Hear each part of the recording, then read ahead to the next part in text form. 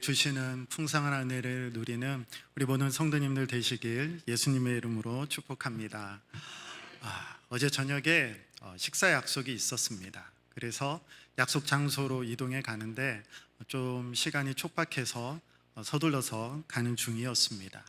근데 신호에 걸려서 한참을 기다리다가 제 신호로 이제 파란불로 초록불로 바뀌는 것을 보고 이제 막 출발해서 건너가는데 반대편에서 차 한 대가 쌩하고 지나오는 것이었습니다.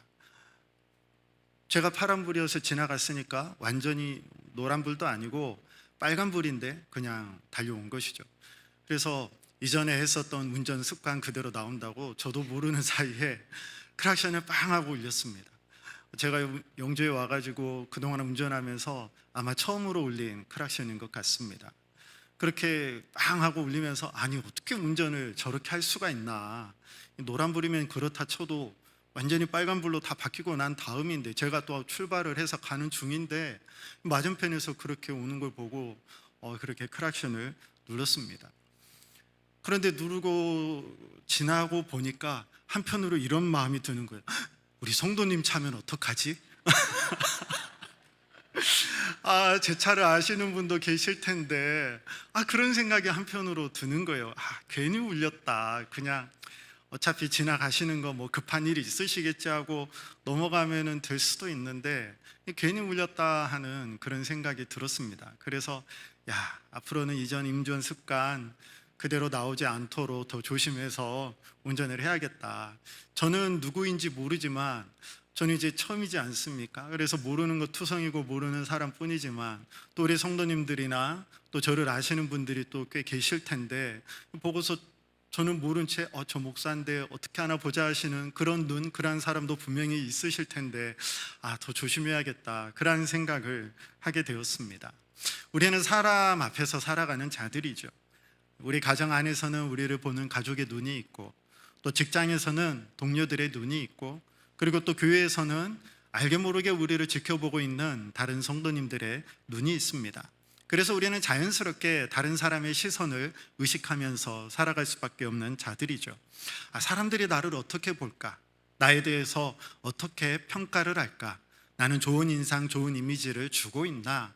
이렇게 사람의 시선을 의식하면서 살아가는 것이 우리 인간입니다.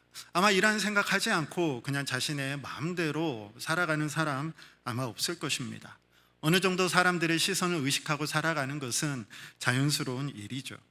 그러나 신앙에 있어서 정말 중요한 질문이 하나 있습니다. 다른 사람의 시선이 아니라 나를 알고 계시는 하나님께서 나를 어떻게 지금 보고 계시냐 하는 것입니다. 사람들이 보고 있습니다. 그러나 사람의 눈이 닿지 않는 그 마음의 자리 가운데 성령 하나님께서 우리를 보고 계신다는 것이죠. 한때 이런 말이 있었죠. 아무도 보지 않는 자들이 있을 때 나는 무엇을 하고 있는가? 아무도 보지 않는다고 생각하는 그 자리 가운데 나는 무엇을 생각하고 무엇을 보고 있고 무엇을 하고 있는지 우리를 돌아보게 하는 질문이 있었습니다. 오늘 우리가 함께 본 이 사도행전 5장 말씀은 좀 충격적인 사건의 내용이죠. 하나님께서 왜 이렇게까지 하셨을까? 왜 거짓말 한번 했다고 죽음이라는 그런 가장 극단적인 결과가 나타나야 하는가? 너무 가혹한 일이 아닌가? 이 본문을 교회에서 어떻게 받아들여야 하는가? 이러한 질문이 생길 수 있죠. 그러나 이 본문은 이 사건을 통해서 단순히 거짓말하지 말라라는 도덕적인 교훈만 전하려는 것이 아닙니다. 이 말씀을 통해서 교회 공동체가 어떠한 곳인지, 또 성령께서 교회 안에서 실제로 임재하고 계신다는 것이 어떠한 의미인지, 그리고 우리가 사람이 아닌 하나님 앞에서 진실되게 살아간다라는 것이 무엇인지를 우리에게 오늘 말씀해 주고 있습니다. 우리가 지난주 보았던 사도행전 4장 마지막 부분 정말 아름답게 끝나죠. 믿는 사람들이 한 마음 한 뜻이 되었습니다. 자기 것을 자기 것이라 주장하지 않고 서로의 필요를 따라서 물건을 서로 통용하였습니다. 사도들은 큰 권능으로 예수님의 부활을 전했고 많은 성도들이 큰 은혜를 받았습니다. 그리고 마지막에 바나바가 등장을 하죠. 바나바는 자기 밭을 팔아서 그 값을 사도들의 발 앞에 두었습니다. 그리고 오늘 5장에 아나니아와 삽비라가 등장을 합니다. 그들도 바나바처럼 소유를 팔았습니다. 그리고 그 돈을 가지고 왔습니다. 그리고 사도들의 발 앞에 둡니다. 겉으로 보면은 여기까지 똑같습니다. 비슷합니다. 그러나 하나님 앞에서는, 모든 것을 아시는 하나님 앞에서는 전혀 달랐습니다. 오늘 본문은 지난주에 이어 오늘 이 두 가지의 본문을 통해서 우리에게 나란히 대조하면서 보여주고 있습니다. 겉에 보이는 모습은 같지만 그러나 그 마음의 중심은 달랐다는 것이죠. 바나바는 은혜에 감동이 되어서 드렸고, 아나니아와 삽비라는 인정받고 싶은 욕망으로 드렸습니다. 바나바는 하나님 앞에서 진실했고, 아나니아와 삽비라는 사람 앞에서 거짓을 쓴 연출을 하였습니다. 성령이 임재하시는 교회는 사람들 앞에서 그럴싸해 보이는 겉모습이 아니라 하나님 앞에서 진실해야 되는 공동체가 어떠해야 될지 우리에게 오늘 말씀해 주고 있습니다. 오늘 본문 말씀을 이제 들어가서 살펴보면 1절과 2절 말씀입니다. 아나니아라 하는 사람이 그의 아내 삽비라와 더불어 소유를 팔아 그 값에서 얼마를 감춤해 그의 아내도 알더라. 얼마만 가져다가 사도들의 발 앞에 두니. 아나니아와 삽비라가 소유를 팔았습니다. 그리고 그 중에 일부를 가져다가 사도들의 발 앞에 두었습니다. 여기까지 보면 별 문제가 없어 보입니다. 자기 땅을 팔아서 헌금을 한 것이죠. 귀한 일입니다. 땅을 팔았으니 사도들에게 가져간 돈의 일부라 할지라도 그래도 꽤 큰 금액이었을 것입니다. 그런데 오늘 본문에서는 그 값에서 얼마를 감춤해라고 말씀을 하고 있죠. 이 표현은 단순히 일부를 남겼다라는 그러한 뜻이 아닙니다. 몰래 떼어냈다라는 그러한 뜻이죠. 감추었다, 속이려고 하는 그러한 의도가 숨어 있다라는 것을 말씀해 주고 있습니다. 아나니아와 삽비라의 잘못은 전부를 다 드리지 않고 일부만 드렸다, 그게 잘못이 아닙니다. 베드로는 4절에 이렇게 말씀을 하고 있죠. 땅이 그대로 있을 때에는 내 땅이 아니며 판 후에도 내 마음대로 할 수가 없더냐. 이야기가 조금 어려운데 우리말 성경에서는 이 부분을 이렇게 번역을 합니다. 그 땅은 팔기 전에도 내 소유였고 또 팔고 난 뒤에도 내 마음대로 처분할 수 있지 않았느냐. 이 땅이 원래 누구의 것이었죠? 아나니아의 것이었습니다.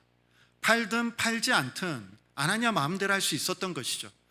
그리고 팔고 난 다음에 그 돈도 헌금을 할지 아니면 자신이 필요한 데 쓸지 그것도 아나니아가 자기 마음대로 할 수 있었습니다. 어떻게 사용할지는 아나니아의 자유였던 것이죠.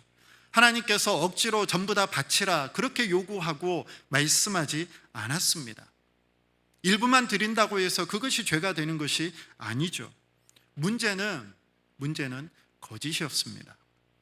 일부를 드리면서 전부를 다 드린 것 같이 그렇게 꾸민 것이 잘못이었습니다. 바나바처럼 보이고 싶었지만 바나바처럼 다 드리고 싶지는 않았습니다. 헌신의 대가는 치르고 싶지 않았지만 헌신을 통해서 얻는 좋은 평판은 다 누리고 싶어 했습니다. 이것이 아나니아와 삽비라의 죄였던 것이죠. 오늘날 우리 마음에도 이러한 유혹들이 얼마나 많이 있습니까? 사람들에게 이 보이는 시선, 경건해 보이고 싶습니다. 믿음 좋은 사람처럼 보이고 싶습니다. 헌신적인 사람으로 사람들에게 인정받고 칭찬받고 싶습니다. 그러나 실제 삶에서는 하나님보다 겉에 보이는 모습만 그럴싸하지 내 자신이 앞서 있는 경우가 더 많이 있습니다. 교회에서는 주님께 모든 것을 내어 맡깁니다라고 찬양하지만 집에 와서는 자녀들의 미래는 하나님께 다 온전히 내어 맡기지 못합니다. 기도할 때는 주님 뜻대로 하옵소서라고 기도하지만 실제 선택의 순간에서는 내 체면과 내 계산이 먼저 앞섭니다. 입술로는 하나님이 주인이십니다라고 고백하지만 돈 문제 앞에서는 하나님보다 돈을 더 중요하게 여기며 결정을 합니다. 사람 앞에서의 나의 모습과 하나님 앞에서의 나의 모습이 다른 경우가 있는 것이죠. 그러나 사람은 우리의 겉모습을 보지만 하나님은 우리의 마음의 중심을 보시는 분이십니다. 아나니아와 삽비라는 사람들의 눈만을, 겉에 보이는 것만을 계산하였습니다. 사도들 모르겠지, 교회 다른 성도들 모르겠지, 이 정도 해도 괜찮게 한 것 아닌가? 우리도 바나바처럼 인정받을 수 있겠지라며 이 마음과 이 생각 가운데 일부를 감추고 내어 놓았던 것이죠. 그러나 그들이 생각지 못한 분이 있었습니다. 바로 성령 하나님입니다. 오늘 본문 3절과 4절 말씀을 보면 베드로가 이르되 아나니아야 어찌하여 사탄이 내 마음에 가득하여 내가 성령을 속이고 땅값 얼마를 감추었느냐. 땅이 그대로 있을 때에는 내 땅이 아니며 판후에도 내 마음대로 할 수가 없더냐. 어찌하여 이 일을 내 마음에 두었느냐. 사람에게 거짓말한 것이 아니요 하나님께로다.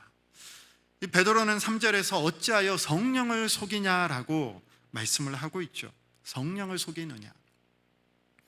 교회는 단순히 사람들의 모임이 아닙니다. 일반 사람들이 모여서 그냥 종교 생활하는 곳이 아닙니다. 교회는 성령께서 거하시는 하나님의 전, 하나님의 집입니다. 하나님의 거룩한 임재가 있는 곳이죠. 그래서 교회 안에서의 거짓은 단순히 사람과 사람 사이의 문제로 끝나는 것이 아니라 성령 하나님 앞에서, 하나님의 임재가 있는 성령 하나님 앞에서의 문제인 것이죠. 사람들이 나를 어떻게 볼까가 아니라 지금 성령 앞에서 교회 안에서 내가 하는 행동과 내가 하는 말이 얼마나 진실한가, 이것이 더 큰 기준이고 이것이 더 큰 문제라는 것이죠. 베드로는 이 아나니아의 죄를 단순한 잘못으로, 단순한 실수로 보지 않았습니다. 그래서 이렇게 말하죠. 3절에 사탄이 내 마음속에 가득했다. 사탄이 내 마음속에 가득했다. 사탄이 마음에 가득하다고 해서 아나니아는 전혀 잘못이 없고 그저 사탄으로 인한 그렇게 일어난 일인가? 또 그렇지 않습니다. 아나니아가 책임이 없다고 말을 하지 않죠. 4절에 베드로가 이렇게 다시 말하죠. 어찌하여 이 일을 내 마음에 두었느냐. 사탄이 유혹했지만 그 유혹된 마음을 품은 것은 아나니아 자신이었습니다. 죄는 바깥에서만 오지 않습니다. 우리 마음의 욕망과 결탁해서 힘을 얻는 것이 죄이죠. 아나니아의 마음에는 두 가지의 욕망이 함께 있었습니다. 하나는 돈을 붙들고 싶은 욕망이었죠. 아까운 마음이 있는 거예요. 아까운 마음이 있었어요. 그 돈에 대한 집착과 욕망이 아나니아에게 있었습니다. 또 한편으로는 경건한 사람으로 사람들에게 인정받고 칭찬받고 싶은 바나바와 같이, 참 아나니아 어떻게 자신의 소유를 다 팔아서 이렇게 내놓을 수가 있지? 참 신실한 사람이다. 참 경건한 사람이다. 참 의로운 사람이다. 그렇게 인정받고 싶어하는 그러한 욕망이 아나니아의 마음 가운데 있었습니다. 돈도 잃지 않고 칭찬도 잃고 싶지 않은 그러한 마음이 아나니아에게 있었던 것이죠. 재물도 붙들고 싶었고 명예도 붙들고 싶었습니다. 그러나 마태복음 6장 24절에 예수님 이렇게 말씀하시죠. 한 사람이 두 주인을 섬기지 못할 것이니 혹 이를 미워하고 저를 사랑하거나 혹 이를 중히 여기고 저를 경히 여김이라. 너희가 하나님과 재물을 겸하여 섬기지 못하느니라. 분명하게 예수님께서 말씀하시죠. 아나니아와 삽비라의 죄는 하나님과 재물을 동시에 가지려고 하는 그러한 욕망이 죄였던 것입니다. 하나님께 드리는 것처럼 보였지만 실제로는 재물을 주인으로 붙든 것이었죠.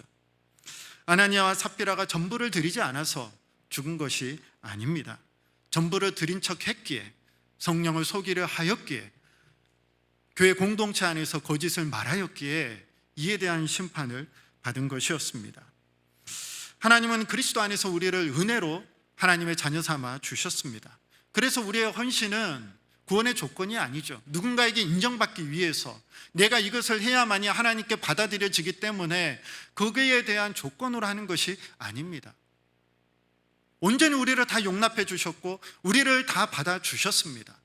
그에 대한 감사로 드리는 것이지, 내가 얼만큼 많이 하냐 적게 하느냐에 따라서 하나님 앞에서 내 가치가, 내 구원이 달라지는 것이 아니죠. 주신 은혜에 감사하며 그 받은 은혜에 따라 감사함으로 내가 할 수 있는 만큼 하면 되는 것입니다. 그러나 이 아나니아와 삽비라는 그렇지 않았죠. 두 가지를 다 가지려고 하였고 결국 이것이 문제가 되었습니다. 차라리 이것만큼밖에 드리지 못합니다. 제가 더 드리고 싶지만 지금 형편이 이렇습니다. 그러나 주님 받아주시고 주의 일에 작지만 귀하게 쓰여지게 하옵소서. 이것이 제 마음의 진심입니다라고 그렇게 드렸다면 누가 뭐라 하겠어요? 그 마음 얼마나 그 마음도 귀합니까? 그것도 하나님이 받으시죠. 또 한편으로 주님, 아직 제 마음에 두려움이 있습니다. 아직 걱정과 염려로 다 내려놓지 못했습니다. 저를 불쌍히 여겨 주십시오. 뒤늦게라도 그렇게 말했다면 죽음에까지 이르지 않았겠죠. 우리의 진실된 고백, 우리의 연약한 모습 그대로 하나님께서 받으시는데, 하나님께서 미워하시는 것은 그렇지 않은 척하는 것이에요.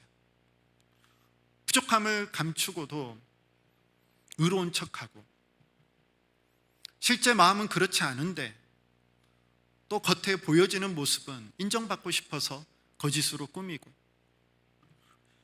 연약함이 아니라 그 연약함을 인정하지 않고 숨기는 모습이 우리 하나님 앞에서 어떻게 보이겠습니까? 오늘 말씀의 그래서 핵심은 거짓을 말하지 않는 것이 아니라 하나님 앞에서 우리가 얼마나 진실되게 우리의 있는 모습 그대로 설 수 있느냐 하는 것이죠. 많이 적게가 아니라, 강하고 약함이 아니라 그저 하나님의 은혜에 감사하며 우리 모습 그대로 주님 앞에 나아갈 수 있는가 하는 것입니다. 우리의 신앙이 감추는 것으로 말미암아 병에 들게 되고, 오히려 우리가 진실되게 고백할 때 그때는 다시 살아나게 되는 것입니다.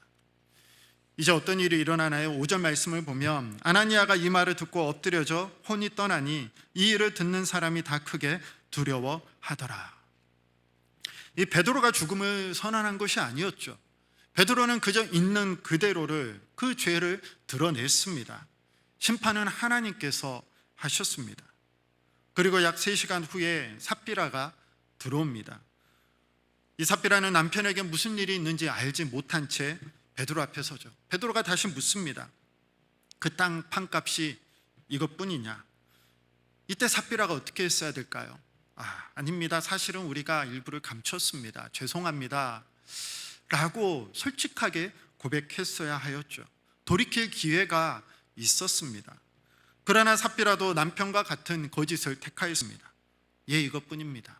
결국 하나님의 심판으로 그녀 또한 엎드려졌습니다. 참 이 장면이 어떻게 보면 무섭게 여겨질 수도 있죠. 그러나 이 심판을 이해하려면 성경 전체의 흐름 가운데 보아야 하는 부분이 있습니다. 구약 레위기 10장을 보면 성막이 세워지고 하나님의 거룩한 임재가 있은 직후 이 아론의 두 아들 나답과 아비후가 하나님께서 명하지 않는 다른 불로 들이다가 죽임을 당하죠. 그때 하나님께서 이렇게 말씀하십니다. 레위기 10장 3절에 나는 나를 가까이 하는 자 중에서 내 거룩함을 나타내겠고, 내 거룩함을 가까이 하는 자 중에서 내 거룩함을 나타내겠고라고 말씀을 하고 있습니다. 하나님의 임재가 있는 자리는 어떠한 곳인가요? 거룩한 자리입니다. 하나님의 거룩하심이 분명히 드러납니다. 사도행전 5장도 마찬가지. 오순절 성령 강림 이후에 믿는 사람들이 날마다 더했고 하나님의 교회가 세워졌습니다. 그리고 그 교회 가운데 성령 하나님께서 함께 하시고 또 세워진 교회 가운데 하나님께서 친히 임하십니다. 그리고 예수님께서도 두세 사람이 내 이름으로 모인 곳에는 나도 그들 중에 있겠다고 약속해 주셨습니다. 오늘 본문의 말씀은 이 교회 공동체라는 곳이 단순히 사람의 모임이 아니라 성령 하나님이 계시고 두세 사람이 예수님의 이름으로 모여서 예배하며 주의 이름을 부르는 자리 가운데는 예수님께서 계시고 또 우리 아버지 되시는 하나님의 거룩한 임재가 있는 하나님의 교회라는 것이죠. 하나님의 임재, 하나님의 거룩함이 있는 그 교회, 그 자리 가운데서 하나님께서는 오늘 말씀을 통해서 더 이상 이 교회 가운데 처음 시작하는 이 초대 교회 가운데 거짓이 누룩처럼 번지지 않도록 하나님께서 심판하시는 그러한 내용의 말씀을 볼 수가 있습니다. 교회를 향한 이 하나님의 거룩한 보호로 오늘 우리가 이 말씀을 볼 수가 있는 것이죠. 교회를 귀하게 여기시고 하나님의 거룩한 임재가 있는 곳이기 때문에 그곳을 거짓으로 물들지 않도록 하나님께서 정화시키는 말씀입니다. 교회를 사랑하시고 교회를 붙드시기 때문에 하나님께서 그대로 거짓을 내버려 두지 않으신 것이죠. 부모가 자녀를 사랑하면 모든 것을 그냥 두지 않죠. 잘못된 길로 갔을 때, 잘못한 말들과 행실을 할 때 그것을 꾸짖음을 통해서, 말을 통해서 어떻게 해서든지 다시 돌이키게 하고 바른 길로 가게 하는 것이 부모의 역할이고 일입니다. 위험한 길로 가고 있다면 멈추게 해야 하는 것이죠. 때로는 엄하게도 말을 해야 됩니다. 그 이유가 무엇인가요? 자녀를 사랑하기 때문이죠. 마찬가지로 하나님께서 이 초대교회 가운데 오늘 이 본문에서 처음으로 교회라는 단어가 사용이 됩니다. 이 믿는 사람들의 성도의 모임 이 교회 가운데 겉으로 보여지는 위선이, 그럴싸한 모습들이 채워지지 않도록 하나님께서, 거룩한 하나님께서 오늘 그 교회를 다루고 계시는 것을 볼 수가 있습니다. 우리도 신앙생활하면서 교회 안에 불편한 일들이 있을 수 있죠. 갈등이 있고 그리고 문제가 있습니다. 그런데 많은 사람들이 그냥 은혜로 덮고 넘어가자고 말을 하는 경우가 많이 있어요. 과연 그게 좋기만은 할지 우리는 한 번 더 생각해 보아야 합니다. 하나님의 임재가 있는 거룩한 공동체 안에서 잘못과 불의와 죄의 문제를 그냥 그대로 덮어두고 넘어가는 것이 과연 옳은 것인지, 아니면 잘못된 그 문제들을 있는 그대로 솔직하게 하나님께 내어 맡기고 하나님께 내어드리고 하나님의 도우심을, 하나님의 은혜를, 하나님의 이끄심을 구해야 하는 것이 아닌지, 우리가 더욱더 진실된 믿음의 공동체로 거룩하신 하나님 앞에 온전히 서 나가기를 간절히 소망합니다. 특별히 오늘의 본문은 이 가정 안에서의 책임도 있음을 말씀을 통해서 알 수가 있죠. 2절 말씀을 보면 그 값에서 얼마를 감춤해 그 아내도 알더라. 이 부부가 다 알았다고 말씀을 하고 있습니다. 그리고 9절 말씀에 베드로가 뭐라고 말하나요? 베드로가 이르되 너희가 어찌 함께 꾀하여 주의 영을 시험하려 하느냐 말을 합니다. 아나니아와 삽비라가 서로 알았다는 거예요. 함께 꾀었다라고, 죄를 꾸몄다라고 말씀을 하고 있습니다. 서로가 서로를 거룩한 길로 이끌지 않고, 정직한 길로 이끌지 않고 서로가 거짓을 말하며 서로가 서로의 거짓을 덮어주려고 하였습니다. 이 가정에서 부부 안에서 서로 영향을 주고받는 것이 당연하죠. 남편은 아내에게 영향을 주고 또 아내는 남편에게 영향을 줍니다. 또 부모는 자녀에게, 자녀는 부모에게 서로 영향을 주고받고 우리는 삶을 살아가죠. 우리는 말과 행동과 우리가 한 선택을 통하여서 서로에게 영향의 흔적을 남깁니다. 가족을 사랑한다라는 것은 그냥 무작정 덮고 넘어가는 것이 아니죠. 죄를 숨겨주는 것이 아니라 진짜 사랑은 그것 그대로 하나님 앞에 가져가는 것이죠. 이것은 하나님 앞에서 정직하지 않는 일이야. 사람의 눈보다, 사람 앞에서의 인정보다 하나님 앞에서 진실한 아내가, 남편이, 또 부모가, 자녀가 되면 좋겠어. 우리가 그렇게 서로를 위해서 말해줄 수 있어야 하는 것이죠. 아이들 앞에서 우리가 하나님 앞에 진실하게 서자. 그런 모습들을 우리가 자녀들에게 보여줄 수 있어야 하는 것이죠. 교회에서의 모습과 가정에서의 모습이 전혀 딴판이라면, 교회에서의 거룩한 척하는 모습과 가정에서 드러나는 인간적인 겉모습이 우리 자녀들에게 그대로 보여진다면 어떻게 자녀들이 우리를 보고 하나님을 보며 하나님 앞에 나올 수 있겠습니까? 물론 부족함과 연약함이 있죠. 중요한 것은 그 모습 그대로 우리가 하나님 앞에 나아가며 하나님의 도우심을 구하며 우리 가정이, 또 우리가 자녀 앞에서 하나님 앞에서 거룩하게 진실되게 살 수 있도록 주의 도우심을 바라며 그러한 삶을 살아가기 위해 애를 써야 하는 것이죠. 서로가 서로의 체면을 지켜주는 것을 넘어서서 서로의 영혼을 살릴 수 있는 우리 가정, 우리 공동체가 되기를 원합니다. 그렇게 되었을 때 어떤 일이 있었을까요? 오늘 보면 11절 말씀을 보면 온 교회와 이 일을 듣는 사람들이 다 크게 두려워하였다라고 말씀을 하고 있죠. 여기서 11절에 교회라는 단어가 이 사도행전에 처음 등장하고 있습니다. 교회는 거룩하신 하나님 앞에 서 있는 공동체이죠. 또 사도행전 우리 4장 33절 뒷부분을 보면 또 뭐라고 말씀을 하나요? 무리가 큰 은혜를 받았다라고 말씀을 하고 있죠. 큰 은혜. 4장 마지막 부분에서는 큰 은혜를 받았고 5장 11절에서는 큰 두려움이 임했다라고 말씀을 하고 있습니다. 이것은 서로 반대되는 것이 아닙니다. 하나님의 임재가 강하게 임한 곳에는 그 임재를 통하여서 하나님께서 부어주시는 큰 은혜도 있을 뿐만 아니라 또 큰 두려움도 같이 있습니다. 하나님이 가까이 계시기 때문에 하나님으로부터 오는 은혜가 있고, 또 거룩하신 하나님이시기 때문에 그 앞에서 두렵고 떨림이 있는 그러한 두려움도 있는 것이죠. 우리는 은혜는 좋아합니다. 은혜는 좋아하지만 그 거룩함 앞에서의 두려움은 피하고 싶어 합니다. 하나님을 사랑의 하나님으로 말하는 것은 좋아하지만, 그러나 거룩하신 하나님, 공의의 하나님으로 말하는 것은 부담스러워합니다. 맞습니다. 그럴 수 있죠. 우리의 죄를 용서해 주시고 우리를 품어주시는 사랑의 하나님 얼마나 좋습니까? 그런데 죄에 대해서 심판하시는 그 하나님 앞에 우리는 죄인이기 때문에 두려움을 느낄 수밖에 없는 것이 우리 인간의 모습인 것이죠. 그러나 성경에 하나님은 둘 중 하나가 아닙니다. 사랑의 하나님이시면서 은혜의 하나님이시면서 동시에 거룩하신 하나님이십니다. 하나님은 죄인을 품으시지만 죄를 가볍게 여기지 않으십니다. 하나님은 회개하는 자를 용서하시지만, 그러나 끝까지 그 죄를 모른 채 하고 위선에 있는 자를 잘했다 말씀하시지 않습니다. 오늘 이 본문 이후에 우리가 다음 주에 또 살펴보겠지만, 이 11절에 듣는 사람들이 다 크게 두려워하였는데 이 두려움으로 말미암아 사람들이 하나님으로부터 멀어지고 떠나는 것이 아니라 12절부터 나오는 말씀들이 놀랍습니다. 12절부터 16절을 보면 사도들을 통해서 표적과 기사가 많이 일어나고 믿는 자가 더 많이 죽게 더하여졌다라고, 그렇게 사도행전에 나타나는 놀라운 일들을 계속해서 기록하고 있습니다. 거룩한 두려움이 사람들을 교회로부터 떠나가게 하는 것이 아니라 오히려 하나님이 정말 살아계시구나, 그 하나님 앞에서 내가 진실하겠다라는 거룩한 두려움으로 오히려 하나님께 가까이 나아가게 되는 그 말씀의 모습들을 우리가 볼 수 있습니다.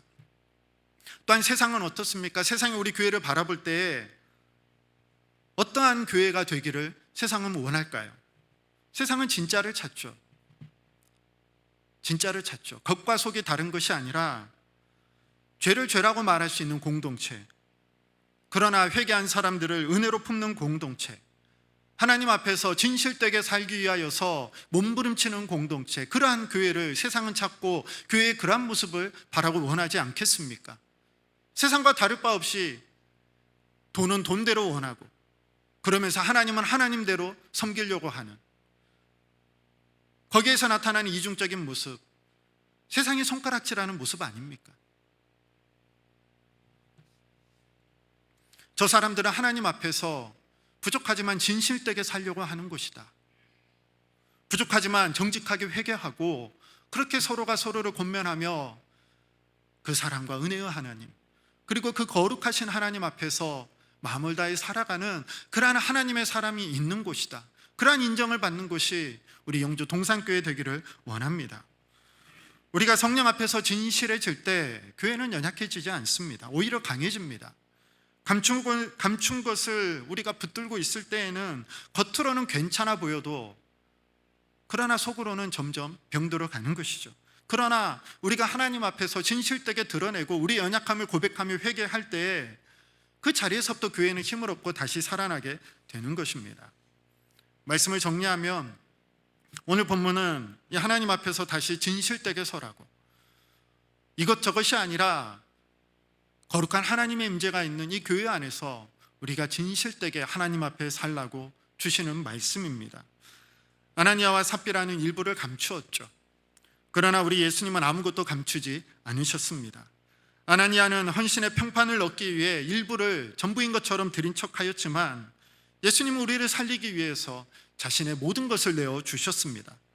아나니아는 사람들 앞에서 의로워 보이고 싶어 했지만 예수님은 죄인으로 취급받는 십자가의 수치를 우리를 위해서 친히 다 담당하셨습니다. 예수님은 십자가에서 우리의 위선과 거짓된 마음까지도, 그 두 개를 다 얻고 싶어하는 우리의 그 욕망까지도 다 친히 담당하셨습니다. 그렇기 때문에 그 예수님이 있기에 우리는 이 모습 그대로 하나님 앞에 나아갈 수 있는 것이죠. 괜찮은 척 그렇게 연기할 필요 없이 주님 앞에서 솔직하게 우리는 기도하며 나아갈 수가 있는 것이죠. 복음은 우리에게 있는 모습 그대로 하나님 앞에 나아가라 말하지, 괜찮은 사람이 된 다음에 나오라고 말하지 않습니다. 회개하는 죄인을 그대로 받아주는 것이 바로 복음이죠. 그렇기 때문에 우리가 이 교회 앞에서, 늘 거룩하신 하나님 앞에서, 그 은혜의 하나님 앞에서 우리의 모습 그대로 진실하게 서기를 원합니다. 주님, 제가 사람의 인정을 구하며 살아왔습니다. 주님, 제가 사람에게 잘 보이고 싶어 했습니다. 괜찮은 사람인 척, 괜찮은 남편이고 아내인 척, 아이들 앞에서 괜찮은 부모인 척 그렇게 연기하며 살아왔습니다. 그러나 제 마음 가운데 있는 그 공허와 허전함과 거짓된 것들, 우리 주님 다 아시지요. 우리 주님 다 아시지요. 주님 받아주시고 용서해 주시고, 정말 내가 바라는 것이 우리 주님을 닮은 모습이며 그 주님 앞에서 진실되게 서게 하여 주옵소서. 성령의 인도하심을 구하며 우리가 작은 것 하나에서부터 그렇게 진실함으로 살아갈 때 그 모습을 하나님 받아주시고 그렇게 서나갈 수 있도록 성령께서 친히 도우시고 인도해 주시는 것입니다. 오늘 하나님께서 우리에게 질문하시죠. 그게 전부냐? 내 마음이 정말 이것뿐이냐? 삽비라에게 주어졌던 그 질문이 우리에게도 오늘 동일하게 주어졌습니다. 성령을 속일 수가 없습니다. 그리고 동시에 성령 하나님께서는 우리를 포기하지도 않으십니다. 우리를 진실하게 하시고, 우리의 가정을 진실하게 하시고, 우리 교회가 진실된 교회가 되어서 이 세상 가운데 성령의 충만함을 받아 예수 그리스도의 증인된 공동체로서 우리가 살아가도록 불러주셨습니다. 우리 영주 동산교회가 사람 앞에서 겉에 보이는 모습이 그럴싸한 교회가 아니라 정말 성령 앞에서 진실된 교회가 되기를 원합니다. 큰 은혜와 큰 두려움이 함께 있는 교회, 거룩하신 하나님 앞에서 투명하게 진실되게 서는 교회. 그래서 세상이 볼 때에 저곳에는 정말 하나님이 계시는구나, 저기 교회 성도들은 정말 하나님 앞에서 진실되게 서가는 삶을 살기 위해 오늘 또 몸부림치며 하나님의 도우심을 구하며 나아가는 성도들이구나, 그렇게 세상 가운데서도 인정받고 또 우리가 진실되게 하나님 앞에 서 나가는 그러한 교회가 되길 예수님의 이름으로 간절히 축복합니다. 이 시간 우리 함께 말씀을 생각하면서 기도하기를 원합니다.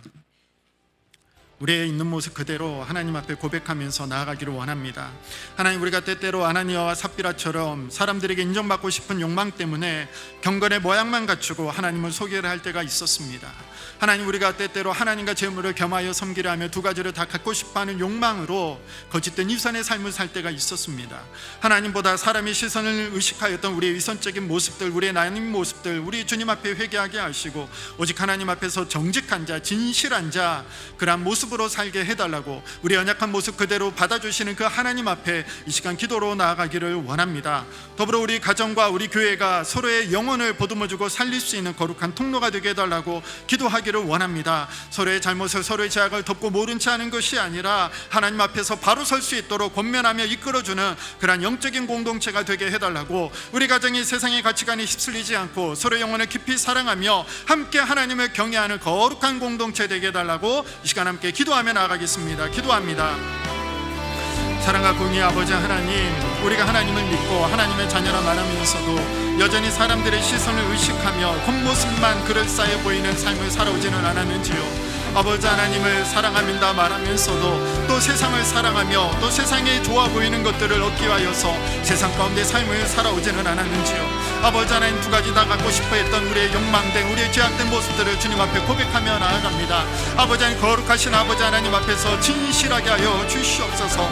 아버지 하나님 앞에 우리 있는 모습 그대로 나아갑니다. 우리의 거짓과 우리의 죄악과 우리의 위선된 마음들 주님 앞에 그대로 고백하며 나아갑니다. 주님, 우리를 불쌍히 여겨 주시옵소서. 우리의 마음까지 모든 것을 다하시는 하나님 앞에 보람되어 아버지 하나님 앞에 우리의 모습 그대로 나아갑니다. 하나님 앞에 이 시간 겸손하게 서서 그 거룩하신 주님 앞에 두렵고 떨림으로 나아가오니 주님, 우리를 정결케 하여 주시옵소서. 성령 하나님, 우리를 새롭게 하여 주시옵소서. 아버지 하나님 앞에 온전한 사람으로 서기를 원합니다. 나를 위하여서 모든 것을 내어주신 예수 그리스도, 그 주님의 은혜를 기억하며 우리 주님 앞에 연약함과 감추고 싶은 모든 죄악까지 있는 그대로 내어놓는 자 되게 하여 주옵소서. 거기에서부터 온전한 회복과 온전한 회개와 온전한 새로운 역사가 시작되게 하여 주시옵시고, 아버지 하나님 큰 은혜와 큰 두려움으로 말미암아 아버지 하나님 우리 믿음의 신앙 공동체가 다시 한번 새롭게 일어서게 하여 주시옵소서. 아버지 하나님 겉으로 보기에 그럴싸하지만 아버지 언젠가는 무너지는 세상에 있을 법한 그러한 공동체가 아니라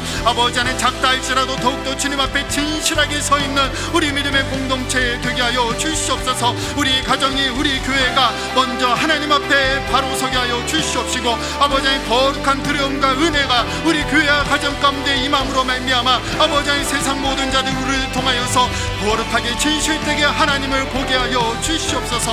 아버지 하나님 우리가 진실함으로 서기를 원합니다. 아버지 우리의 있는 모습 그대로 주님 앞에 나아가게 하여 주시옵시고, 모든 우리가 헛되고 헛되게 썼던 아버지 하나님 헛된 욕망과 거짓된 가면들을 다 벗어나게 하여 벗어버리게 하여 주시옵시고, 우리를 받아주시고 이러한 우리를 위해서 십자가를 지시기까지 우리를 끝까지 사랑하시는 그 하나님을 믿음으로 붙잡고 순종으로 나아가며 그 주님의 은혜를 다시 깊이 경험하는 우리가 될 수 있도록 주님 친히 도우시고 함께하여 주시옵소서. 사랑과 공의 아버지 하나님, 주님 앞에 진실되게 서기를 원합니다. 겉으로 그럴싸한 모습이 아니라 우리의 마음 중심 모든 것을 아시는 그 거룩하신 아버지 하나님 앞에, 그 주의 은혜 앞에 우리 있는 모습 그대로 진실되게 나아갑니다. 우리의 형편과 처지와 우리의 상황에 따라 판단하지 않고 외면치 않고 그저 우리를 있는 모습 그대로 받아주시는 좋으신 아버지 하나님, 그 주님 앞에 나아가오니 주님 다시 새롭게 하여 주시옵소서. 우리 안에 있는 두 가지를 다 갖고자 하는 헛된 욕망 다 버리게 하시고 오직 주님만을 붙잡으며 그 하나님 안에서 소망을 찾고 발견하며 큰 은혜와 큰 두려움 가운데 진실되게 서는 우리 교회 우리 가정 되게 하여 주시옵소서. 이러한 진실된 우리 모습을 통하여서 하나님 영광 받아주시고 세상에 있는 모든 자들이 참 우리 영주 동산교회는 하나님 앞에 진실하게 서는 거룩하고 순결한 하나님 보시기에 기뻐하신 공동체라 하나님께 영광 올려드리는 통로 되게 하여 주시옵소서.